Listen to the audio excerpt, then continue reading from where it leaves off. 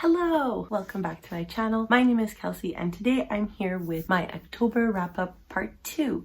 Oh hi, thanks for checking in. I'm still a piece of garbage. Hello, I am sorry for the sound in this video. I live on a busy street.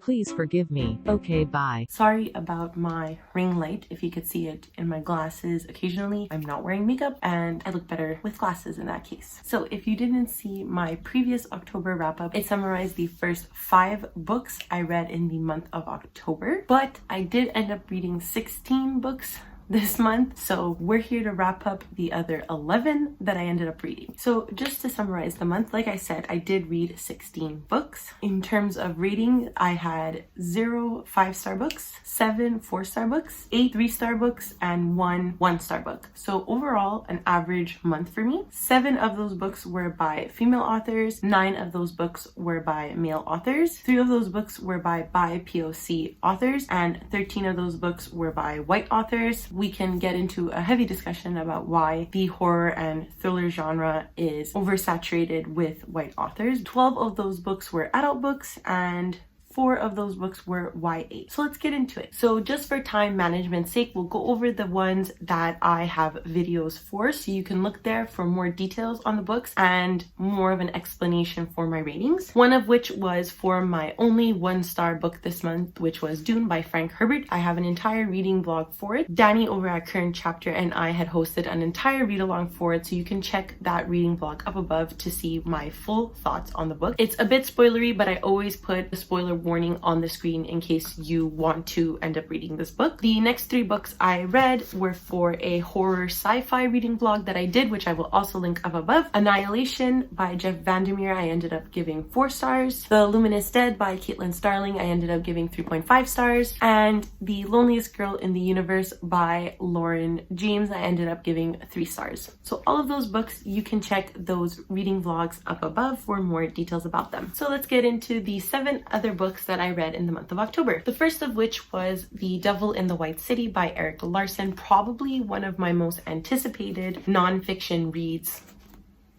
since I started BookTube, and unfortunately this really disappointed me. Essentially, this book follows 2 stories within one timeline, one of which is the creation and uproar in Chicago about the 1893 World's Fair, and the other story follows the serial killer who at the time used the World Fair in order to lure his victims. So primarily, right off the get-go, I feel like Erik Larson wanted to write 2 different stories and ended up finding a minor commonality between the 2 in order to write this book. They were kind of related, but I do still consider it a bit of a stretch in terms of the way Erik Larson chose to tell this story. And because of that, the entire time I was reading the book, it really felt like 2 different stories. He's a very talented writer. He was able to write a non-fiction story that felt like I was reading a fiction narrative. It still just wasn't quite up to par with the way this book was hyped up to be. He was able to provide really interesting facts about the World's Fair that took place in Chicago, but the reason I picked up this book, and I think the reason many people pick up this book, is not about the World's Fair. It's really about the murders that were occurring at the same time. And because of that, when I was reading the book, while the World's Fair parts were interesting, I just really wanted to skip over them, and they ended up feeling lackluster and boring compared to the story about the murders. So overall, I do want to emphasize that both these stories were really interesting, but when they're put into a novel and they end up being compared, the World's Fair architecture creation ended up feeling dense and boring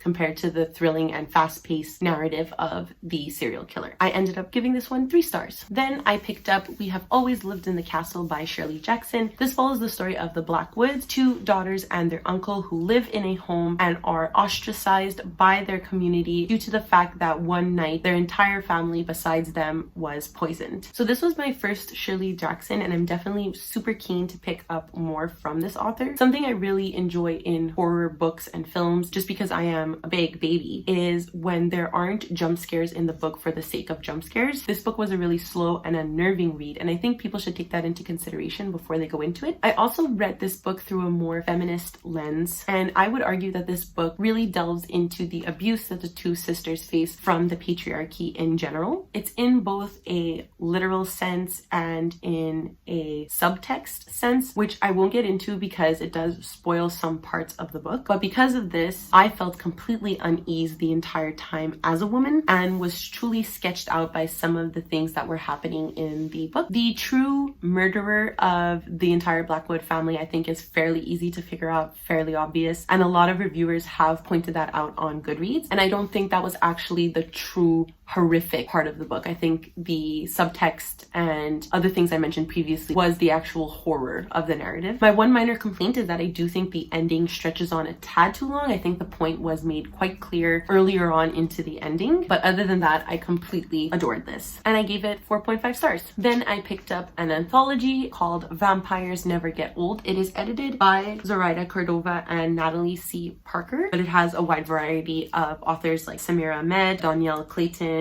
V.E. Schwab, Rebecca Roanhorse, so a wide variety of authors. And basically, as you can tell by the name and the cover, it focuses primarily on short stories about vampires. I usually go into anthologies knowing and being quite aware that I'm not going to enjoy every story. It's just the gist of it. There's more authors, more writing styles, and you'll jive with some that you won't jive with others. But I was still quite disappointed by this one. The stories, while fun, were too short for my liking. I don't feel like they really delved into any important themes or really examined vampires in the way that I feel like this anthology could have. And the themes that were presented sometimes were lacking some substance. That's not to say all of them did that. There were some stories that really tackled and delved into really important themes. In Kind, First Kill, and Mirrors, Windows, and Selfie were among my favorites. I had an excellent time reading this. It was a lot of fun, but I wish more was done with the book. And I ended up giving this one 3 stars. If you watch my channel, you are probably aware that I am an English major, so I always like to read Shakespeare now and then, and one of Shakespeare's spookiest plays is Macbeth. I won't get too into this. I mean, this play was written in the 1500s, follows a man named Macbeth who, upon interacting with 3 witches that tell him his future, him and his wife become severely ambitious and vie for the throne that turns out to be their downfall. So Shakespeare plays are hard for me to review because I don't know what I could add to the conversation that hasn't been said in 400 years. I wish I could write a 20,000 word essay on why Lady Macbeth is that bitch who wanted to dismantle and destroy the chains of her oppression through murder. This play is essentially about the dismay of power and ambition and the horror that comes from that. And the witches in the book are peak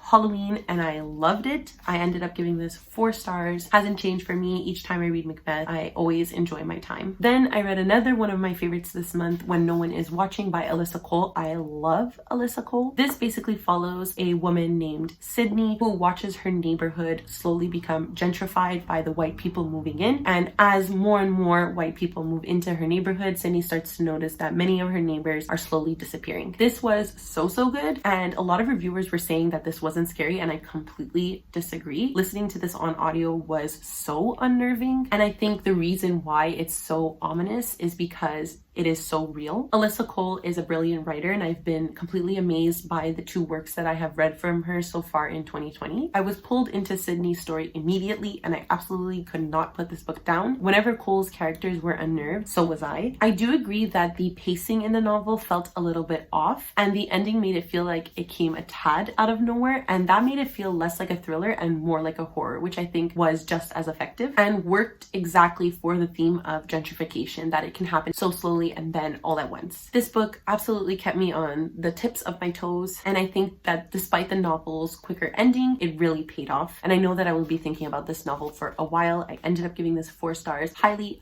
recommend. Then I ended up finishing the month with 2 graphic novels, one of which is Lock and Key by Joe Hill, and the art is from Gabriel Rodriguez. This basically follows a family who, upon the murder of their father, moved to their dad's old home in Massachusetts called the Key House. The house has a lot of mysteries and horrors in it that the family soon comes to discover. So I ended up finding this really spooky, probably one of the scarier reads this month. The art definitely took me for a loop. In the beginning, I was really afraid that I wasn't going to like this darker art style, but I ended up finding that it worked perfectly for the type of narrative that was going on in the novel. Although there wasn't a lot of explanation as to what was going on in the home, I think it really matched with this idea that children and kids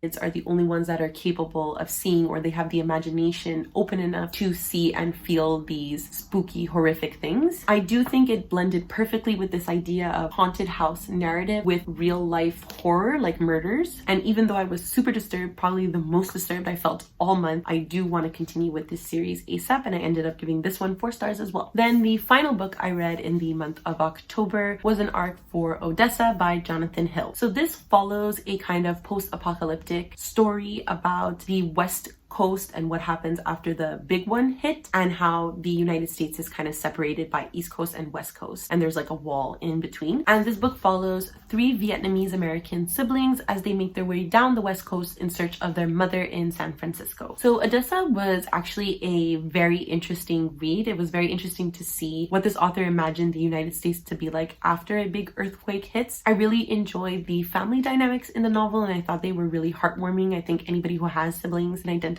with this story, but I do think that the novel stretched on a tad too long. And then because of that, and I don't know if it's my own fault or the marketing or whatnot, the novel felt even longer when I realized at the end that it was going to be a series, and I was just left on this cliffhanger after reading through so much exposition. I did really enjoy the art style. It was simple but effective, and I think it really worked for this dystopian kind of world. A lot of people mentioned that the constant bickering in the novel was really annoying between the siblings, but I found it to be extremely true to sibling dynamics. Like, I know me and my sisters would definitely have been fighting and bickering the entire journey that these siblings did throughout the novel. I did enjoy the plot, but like I said, I thought the book was a tad too long for the plot that was happening. And I wish that the novel was shorter, especially considering the fact that it's not a complete narrative on its own. Given it for what it was a simple start to a probably very expansive series. I would be interested in picking up the next installments in this series because the story did interest me enough. And I ended up giving this book 3 stars. These are the books I read in the month of October. Please be sure to watch my October wrap up, the multiple vlogs I did this October. I really got into making content, and I hope you enjoy it. If you like what you see, make sure to like, subscribe, ring the notification bell. Let me know down below in the comments if you read any of these books. If you disagree with what I'm saying, argue with me down below because I love to debate and I don't know how to end these things. So I will see you next time. Bye.